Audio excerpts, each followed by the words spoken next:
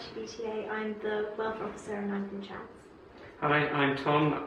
I'm finance officer for the LGBTA and I'm from Hatfield.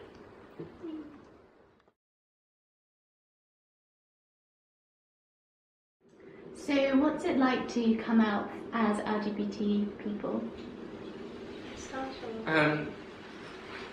Yeah, well, I came out about lower sixth form time, so what's that, 17, 18 or 16, I don't know. Anyway, yes, and it wasn't that I suddenly realised I was gay.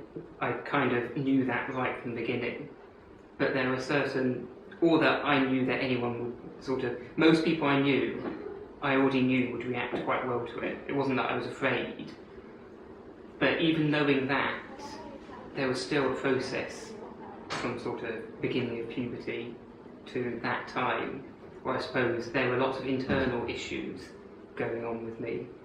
Well, I think it's one of those things, like it can be a bit of a cliche, but it is really true that you do need to come out to yourself before you come out to anybody else. You know, you have to not be 100% comfortable and kind of like prepared to go to Pride and dance around in hot pants and wave a flag around, but you know, like just be relatively comfortable in yourself and just be happy with who you are and just, you know, able to withstand a negative reaction, I guess. I mean, I think that was the biggest thing for me. Like, I really wanted to know that I would be okay in myself. I wouldn't blame myself if something did go wrong when I came out. So it took me quite a long time.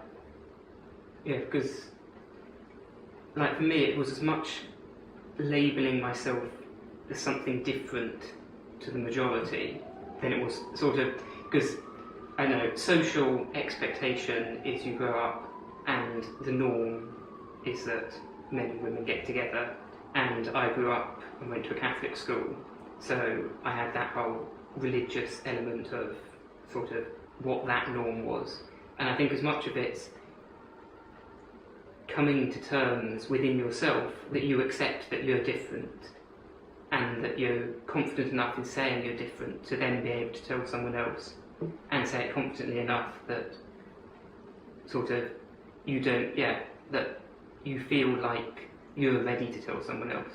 That's what I found the biggest thing, was feeling like I was ready to tell someone else. And actually, even though I am pretty much 100% gay, I came out as bi first because there was a certain element of not quite wanting to label myself that different, even though I always knew I was gay. There was a certain amount of, there's getting halfway, and I know lots of other gay men have done that. You get halfway, and then you get a bit more comfortable with it, then you go the whole way. Well, I think also,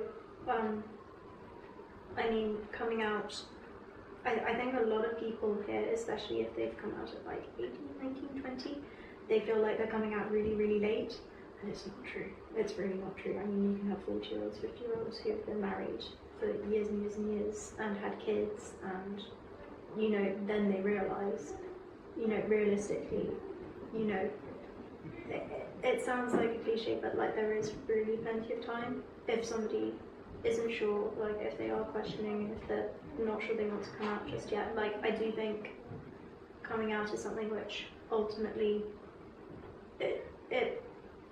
it means that people know you for who you are and they like you for who you are, and I think that can be really reassuring. And if you do have a problem with your sexuality and you feel that you're somehow inferior as a result, that support from outside sources is significant.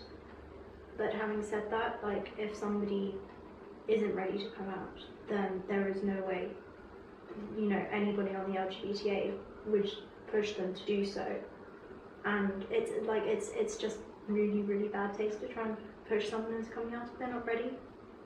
You know, outing people is, it's just damaging and it's not kind.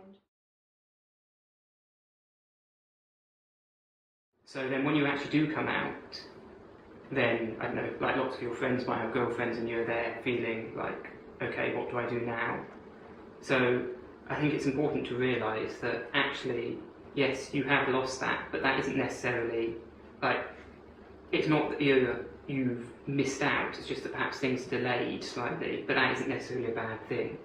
No, and also, I mean, realistically, what you've just described is a fairly common experience, and I think there is a tendency for people to walk into a room full of other LGBT people and they're just like, oh, everybody here is so much more confident than me, they're so much happier about their sexuality than I am, I bet they've had lots more experience and they're so much more comfortable and they've had more relationships and they know what they're doing, and it's like, I think everybody is about as insecure as each other.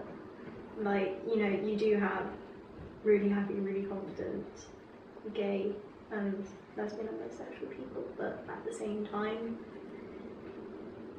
that you know, there are as many insecure people there as there are anywhere else, and I would not be surprised if, like, we went into the LGBT, asked for a show of hands, and there were a bunch of people who hadn't had a relationship until they were 18, 19, 20. Like, I wouldn't be surprised at all.